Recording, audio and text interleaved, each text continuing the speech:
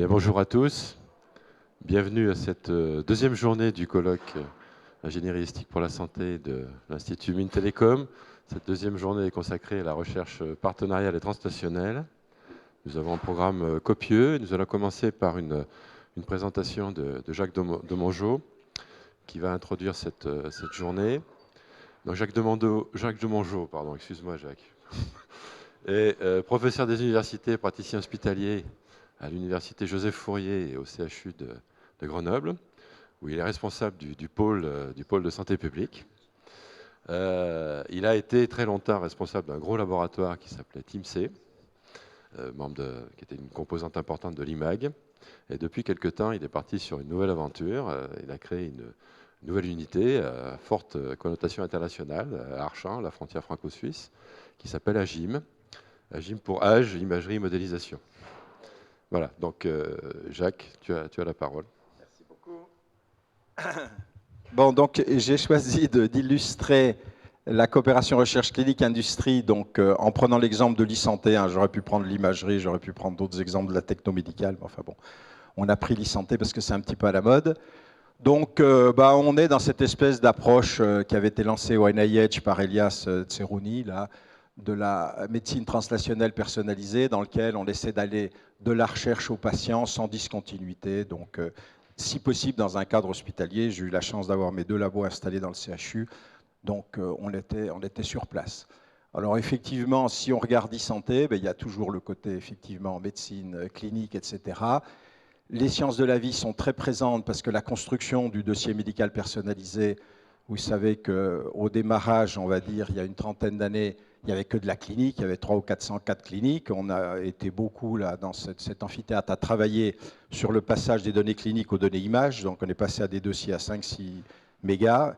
Et puis mon hôpital est complètement embouteillé par des dossiers à 5-6 gigas dont on ne sait pas quoi faire et qu'on entasse avec des barrettes de pétabytes, etc. Mais qu'on sait parqueter, c'est des grands cimetières d'images. Donc là, les sciences de la vie, pour le moment, ils nous inondent, mais on essaie de comprendre, de modéliser, et en modélisant, de compresser de manière intelligente. Et évidemment, on a la roue des sticks qui est absolument indispensable. Alors, la santé, c'est compliqué. Moi, j'ai réfléchi un petit peu quand j'ai été nommé à la tête de la santé publique. Donc, ce n'est pas normalement la médecine traditionnelle, c'est la conservation du bien-être, c'était la définition de l'OMS. Le bien-être, c'est compliqué. Moi, j'ai ma définition à moi, c'est d'abord le silence des organes. Quand il n'y a rien qui cause et qui fait mal, c'est déjà pas mal. Et puis la faculté, effectivement, d'entreprendre en toute autonomie des projets. Alors, ce n'est pas si simple que ça.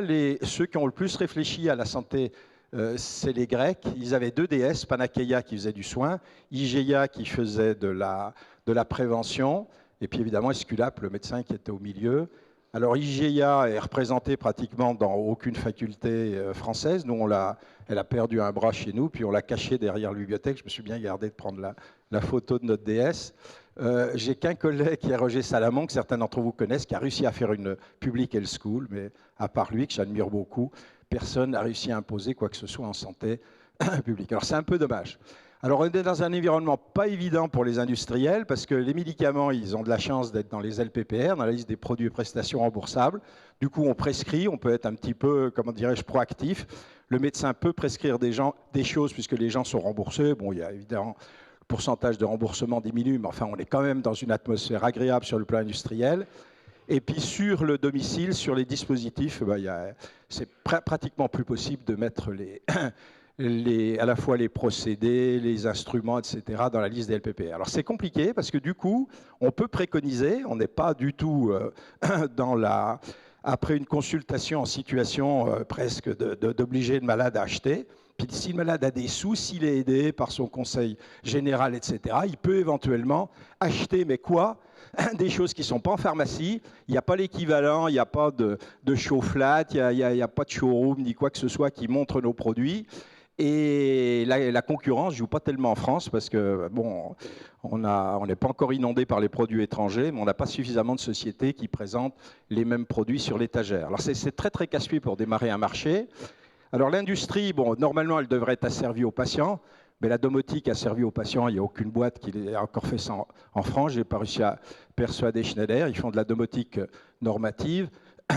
Legrand est un petit peu plus proche de réfléchir à de la domotique asservie aux patients. Et puis Somfy, ceux qui font une petite boîte qui fait 2500 personnes, la en Haute-Savoie, ceux qui font les volets, qui essaient de régler dans la luminance et en partie donc la régulation thermique, ils commencent à se dire qu'effectivement, si le patient il veut travailler dans la lumière tamisée, avec une atmosphère de mousson, une hygrométrie et une température, c'est lui qui commande. Et normalement, les ordres devraient partir de tout ce qu'on capte sur le corps ou à l'intérieur du corps de quelqu'un. Enfin ça, le jour où les industriels auront compris ça, c'est pas demain la veille. Alors, c'est vrai que sur le patient, du coup, les capteurs, ils doivent prendre à la fois des données d'actimétrie, c'est-à-dire les différentes actions qui sont faites à différents moments. C'est très très intéressant pour voir, je sais pas, la persévération dans une action. C'est le meilleur diagnostic précoce d'un Alzheimer. La physiologie, il y a des tas de captures sur le système végétatif qui peuvent être pris en ambulatoire. Et puis c'est quelqu'un qui doit être soumis à de la pédagogie, parce que de patient, il devient acteur. Et quand il est acteur de sa maladie, en particulier chronique, ça change tout. Hein, c'est lui qui se met à décider de son sort, etc. Et puis s'il était vraiment bien dans cette pédagogie personnalisée, il irait jusqu'à peut-être exiger son dossier médical personnalisé sur lequel on vient de passer un petit milliard là, depuis 10 ans, il n'existe pas, enfin, je ne vais pas insister là-dessus, hein.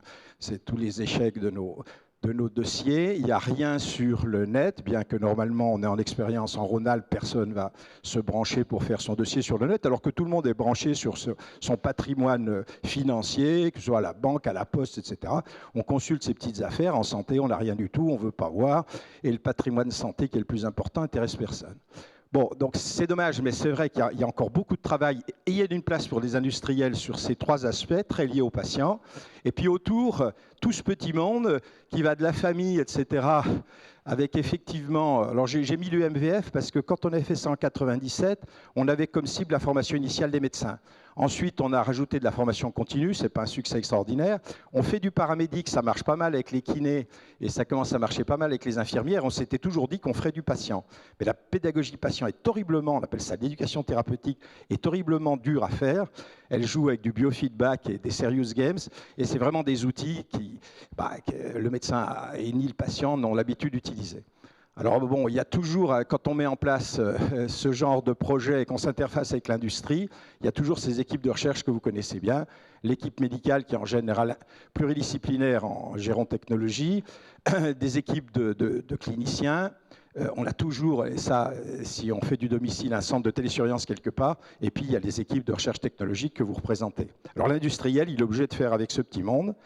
Alors le but, je pense que c'est d'institutionnaliser les gens à domicile. C'est assez dur, je vais passer très rapidement sur des petits points, ça a l'air de rien, mais qui sont absolument horribles.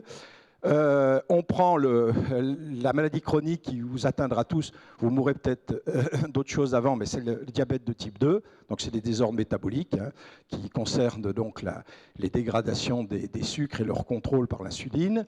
Donc ça c'est quelque chose, on peut rester à domicile très longtemps, bien que ce soit une maladie très compliquée et très horrible, on finit aveugle, on finit cul-de-jatte, on finit avec une bonne néphrite chronique, etc. Donc la fin de vie est horrible, mais on essaie de la repousser, et puis les gens en général meurent d'autres choses avant. Alors si on essaie de dire l'EHPAD on le met à domicile, on peut avoir aussi des transitions. Par exemple, la grosse demande dans les EHPAD, la terreur des directeurs d'EHPAD, c'est la demande de la personne âgée qui dit « moi j'aimerais sortir le week-end pour rentrer dans le domicile et passer un mois en vacances ». Ils rêvent que de ça. Hein. Et ce mois de vacances remplit toute leur... Ils attendent les vacances suivantes, les week-ends suivants. C'est pratiquement interdit dans tous les EHPAD en France. Parce qu'on dit « ah, c'est trop compliqué, il va falloir médicaliser donc cet appartement, etc. » Il y a des tas de solutions technologiques et c'est dommage que ça ne se fasse pas. C'est très compliqué de gérer la mort à domicile. En fait, je me rends compte que, par exemple, les expériences qu'on a faites pour les 3 mois de fin de vie des cancéreux, qui est quand même, bon, avoir du soin palliatif et une fin de traitement à domicile, c'est quand même beaucoup mieux. Il faut faire ça de manière très astucieuse parce qu'une fois sur deux, la maison ou l'appart est vendu. Parce que la famille ne supporte plus de vivre dans l'appartement dans lequel on a vécu ces 3 derniers mois, qui ont été très riches en général. Les gens dilatent le temps, ils sont très... Donc ça, c'est des... Par exemple, j'ai absolument pas de solution. Le renforcement du lien social est très dur à faire. Et puis, il ne faut pas changer... On a fait une expérience dans le Vercors, on a supprimé le PC, etc. Il ne faut pas changer leurs habitudes. Toute la quête d'information et la restitution d'information se fait sur l'écran de télé habituel, avec une ZAP, un remote control qui est un petit peu amélioré par ST Microelectronics, et dans l'autre main, un téléphone intelligent qui est un petit peu amélioré par ST Ericsson, hein, dans le cadre de la joint venture ST Ericsson. Un truc très dur, c'est de personnaliser le patient. Le patient qui est à domicile, il n'a pas un âge qui est sur sa carte d'identité, il a un âge biologique. La notion d'âge biologique avait été assez travaillée par les Grecs, en particulier par Hérophile d'Alexandrie. C'est un peu l'âge de vos artères. En fait, c'est le nombre de divisions qui restent dans vos tissus importants. Sur tous les tissus, en particulier les tissus d'interface, peau, alvéoles et intestin, vous avez droit à 50 divisions. Quand vous en avez déjà fait 30, il vous en reste 20. Et ça marque la fin de votre existence parce qu'on ne peut pas faire de greffe de ces organes. Alors, c'est pas très facile, mais de plus en plus, les biologies peuvent fixer, si vous voulez, le véritable âge biologique. Et en fait, les décisions à la fois donc, de maintien à domicile et un certain nombre de décisions thérapeutiques devraient être prises en fonction de cette... Et alors, dans cet âge, il n'y a pas de chronos d'Hippocrate. En fait, il n'y a que des événements qu'on appelle des événements kairotiques, qui sont des événements opportuns, où le corps va délivrer des renseignements sur le véritable âge biologique. La première chute, le premier signe de souffrance au niveau cardiaque, etc. C'est des choses qui sont très importantes, mais dont on ne peut pas dire que ça va se faire à un âge précis, parce que ça se fait dans un calendrier biologique qui n'a rien à voir avec le calendrier de votre... Donc les révolutionnaires, ils avaient fait, voilà, il y en a qui rentrent peut-être ici dans l'âge, c'est un peu triste, hein, il y a l'âge décrépit, finalement à 80 ans, mais avant, c'est pas très drôle. 70 ans, c'est l'âge caduc, et 60 ans, c'est l'âge de la décadence. Bon, c'est l'âge décadent. Mais eux, ils avaient fixé des trucs comme ça. Bon, tous les gars qui ont plus de 60 ans, je connais pas mal dans le champ, ils ne s'estiment pas décadents, et tous ceux qui ont évidemment plus de 70 ans, ils ne s'estiment pas caducs non plus, même s'ils tombent peut-être de temps en temps. Alors, bon, vous connaissez ces courbes-là, le nombre de centenaires va exploser. Si vous avez des petites filles, elles ont pratiquement une chance sur 2 d'être centenaires, celles qui commencent à naître maintenant. On a des notions qui sont des notions, c'est l'OMS qui nous pousse là-dessus, antérieures au handicap, qui sont la fragilité. Quand est-ce qu'on rencontre, quand la ligne de vie rentre dans des situations de fragilité. Donc il y a des définitions de la fragilité qui sont importantes pour fixer les nouvelles échelles de dépendance. Bon, on essaie de travailler là-dessus et on est en transition de fragilité. Hein. On a fait la transition démographique il y a une vingtaine d'années, c'est-à-dire que le nombre des gens de plus de 65 ans a dépassé un seuil critique, mais parmi ces gens de plus de 65 ans, il y a des gens qui sont en bonne santé. Donc on ne les compte pas dans la fragilité. Mais là, en France, on est rentré avec un certain nombre de pays au niveau mondial dans un seuil, et on a passé un seuil dans lequel le pourcentage des gens fragiles est beaucoup trop important.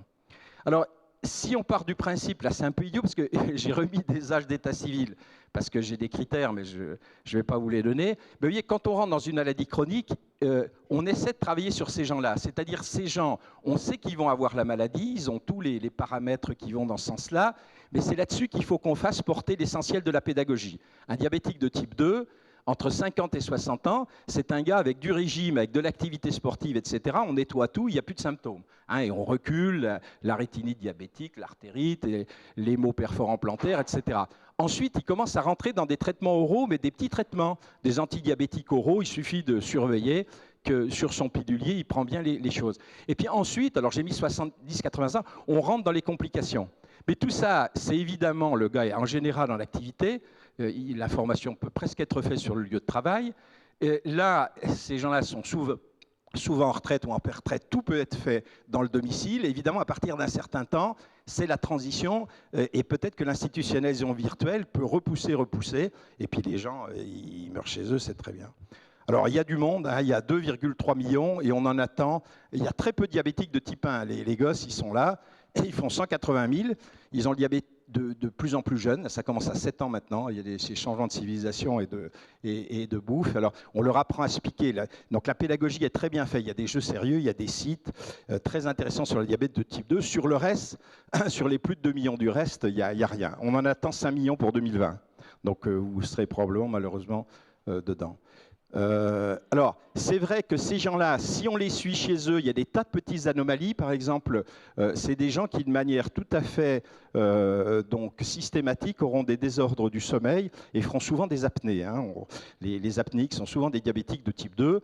Donc, pour les surveiller, il y a toutes les choses habituelles. On ne va pas insister. Là, alors, ce qui est dommage, c'est que ce genre de capteur est en général fabriqué par des petites boîtes françaises, il y a aussi des Suédois, des Suisses, etc. Mais il n'y a pas d'offre, on ne le montre pas aux clients. Donc les aidants, comme ce n'est pas sur la LPPR, ce n'est pas prescrit, c'est préconisé, et les clients qui doivent débourser de leur propre argent, il y a quelques mutuelles qui aident un petit peu, ils ne sont pas au courant de ce qui existe. Donc ça, c'est un des gros problèmes aussi, c'est bâtir des environnements, type Flat Show ou showroom, etc. Bon, on ne va pas insister. Les stations de surveillance qui doivent exister. Dans l'API Santé, il y a au moins une dizaine de bouquets de services avec des stations de surveillance. Les petits points qui sont importants, c'est qu'il faut enlever toutes les images. On a fait beaucoup dans les années 90 donc de caméras, mais ça c'est exclu, on fait que des clones, etc. Donc on peut très très bien se passer des images des gens puis mettre des clones à la place. Bon, il y a eu la surveillance nomade avec les vêtements intelligents s'est bien développée en France, mais la Suisse et l'Allemagne aussi est tout à fait en avance. C'est les petites boîtes qui survivent en France à coups d'ANR, d'Oseo, etc. Bon, c'est vrai qu'elles ne sont pas encore vraiment lancées, mais c'est comme ça. J'aime bien cette boîte-là, qui en plus de la surveillance, fait un contact avec la famille. J'appuie sur la...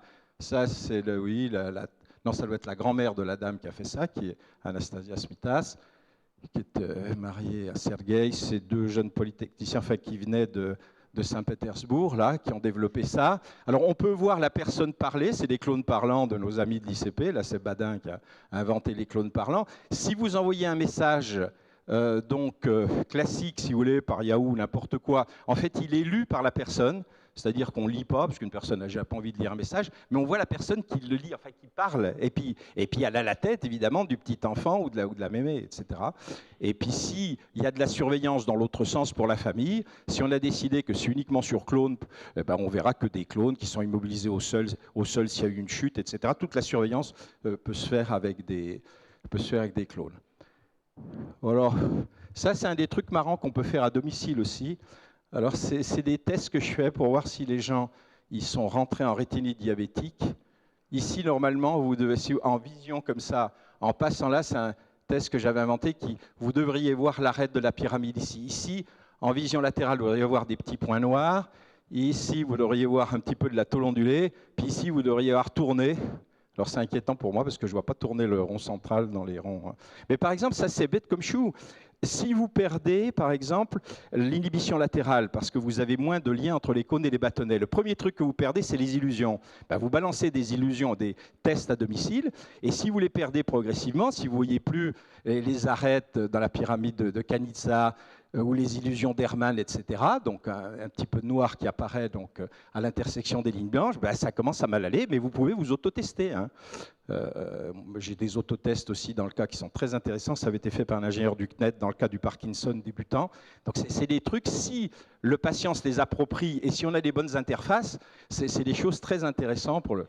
Alors ça, c'est des jeux qu'on fait aussi. Le diabétique, il a ses maux plantaires, il perd la sensibilité sous les chaussures. Donc, il ne fait pas ce que je fais là depuis tout à l'heure, c'est-à-dire passer d'un pied sur l'autre. Donc, le sang va dans ma plante des pieds, je le renvoie ici, ça m'évite d'avoir des varices. C'est un cœur auxiliaire qui est très très important. Ça évite d'avoir les chutes, la sensibilité plantaire. Je ne me suis pas encore cassé la figure.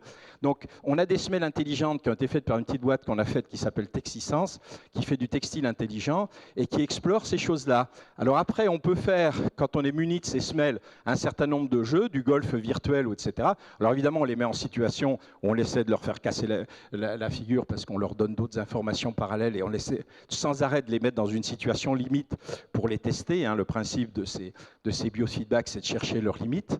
Dans le Parkinson, le gars du CNET, je raconte ça parce que j'étais très admiratif. C'est un client qui a échappé à Benavid et qui est toujours en microdose, si tu veux, de L-Dopa. Son père était horloger à Saint-Claude.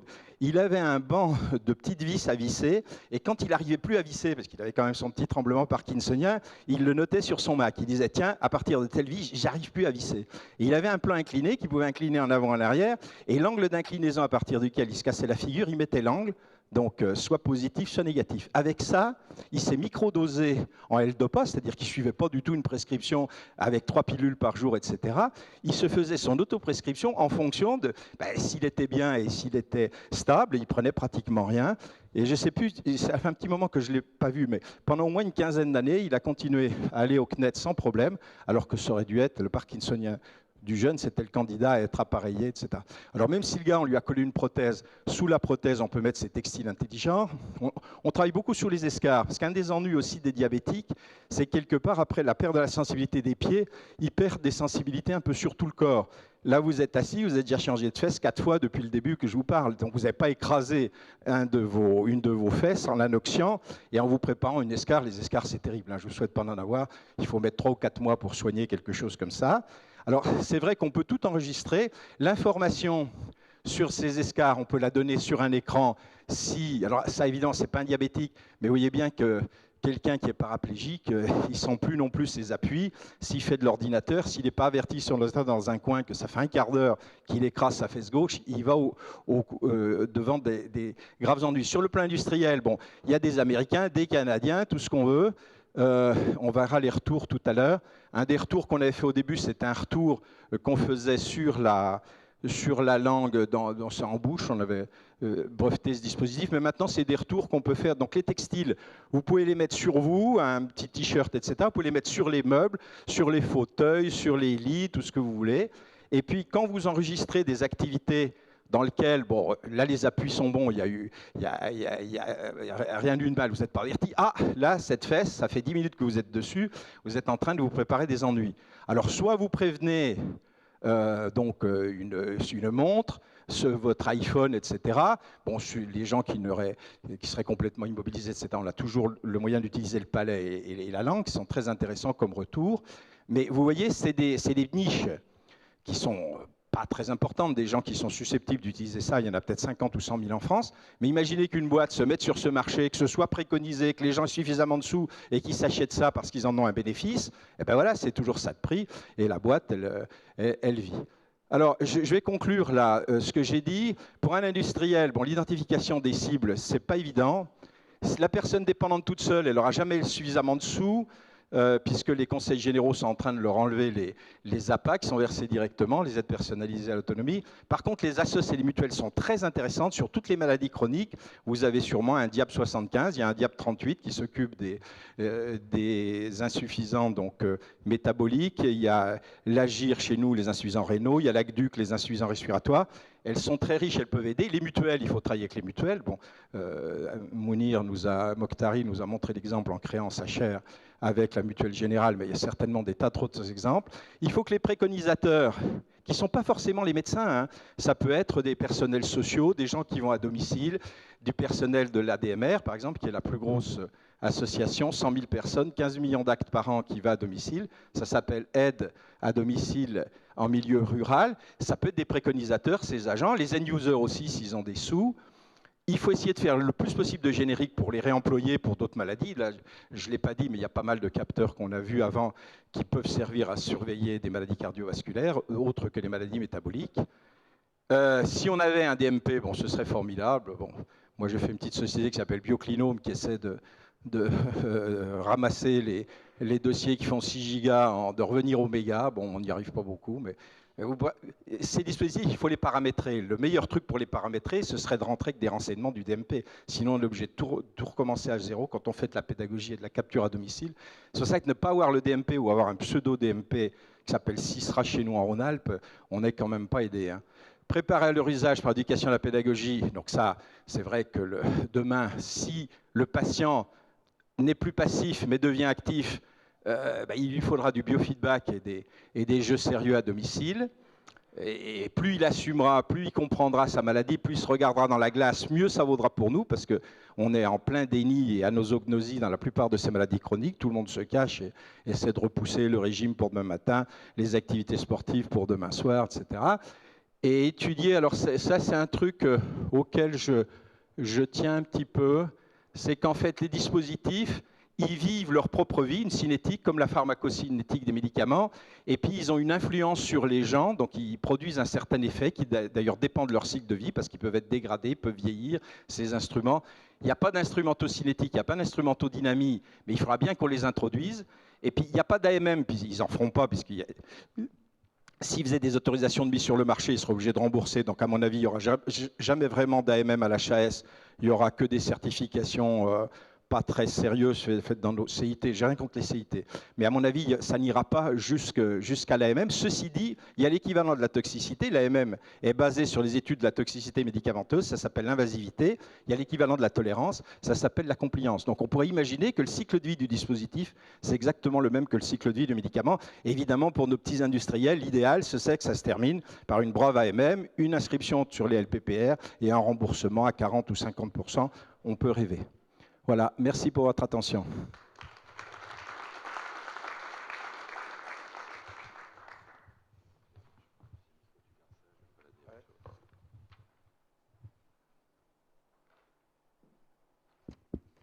Bien, merci beaucoup, Jacques. On a quelques minutes pour des questions. Oui, bah, s'il y en a, oui. Qui est-ce qui se lance?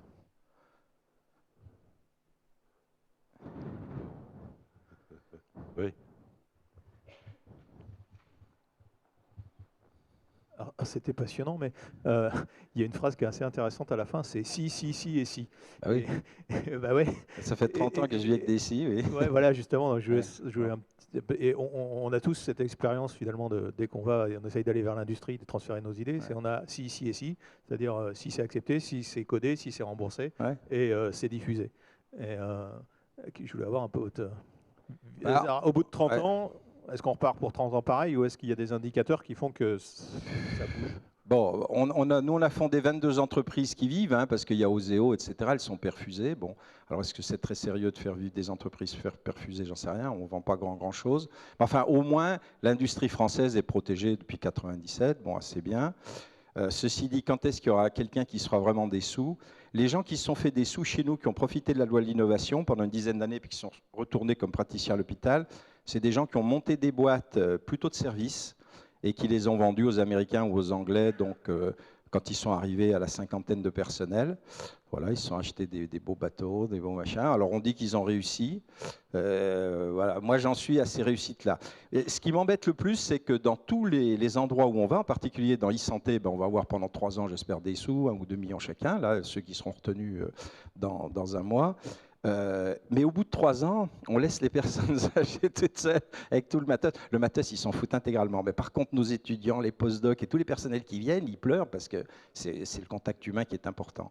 Alors, c'est absolument désespérant d'arrêter ces expériences.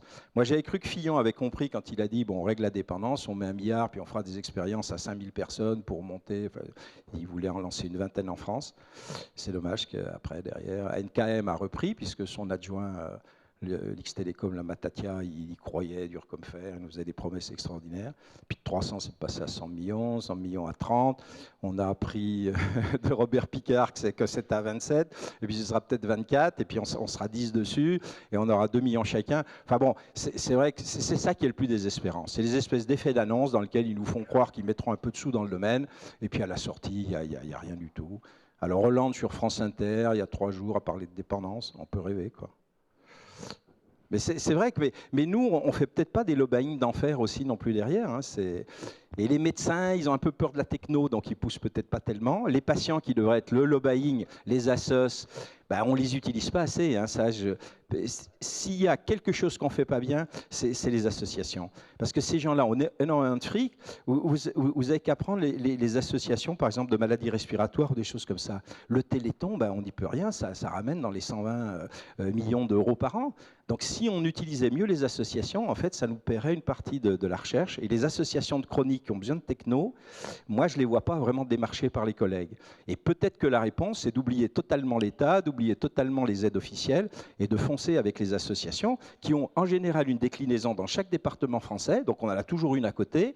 Il y a toujours un grand chef qui est président de la Fédé au niveau national. Et puis souvent, quand on regarde ce qu'il a à investir par an, ben c'est 10 millions par-ci, 20 millions par-là.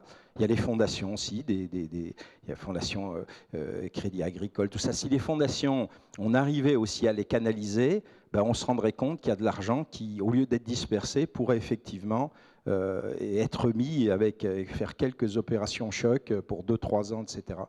Mais là, je ne connais pas un lobbyeur parmi nous, enfin parmi tous les amis qui sont là ou que j'ai connus, etc., qui est capable de mobiliser sur quelque chose de chronique vraiment.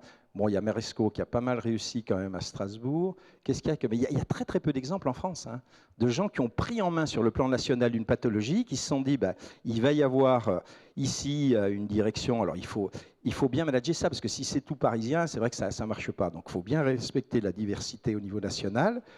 Et ben, en cardiovasculaire, il y avait Cabrol qui avait un peu essayé à la Pitié, mais à mon avis, il s'est cassé la figure. Il n'y a jamais eu des masses énormes d'argent qui ont été dégagées.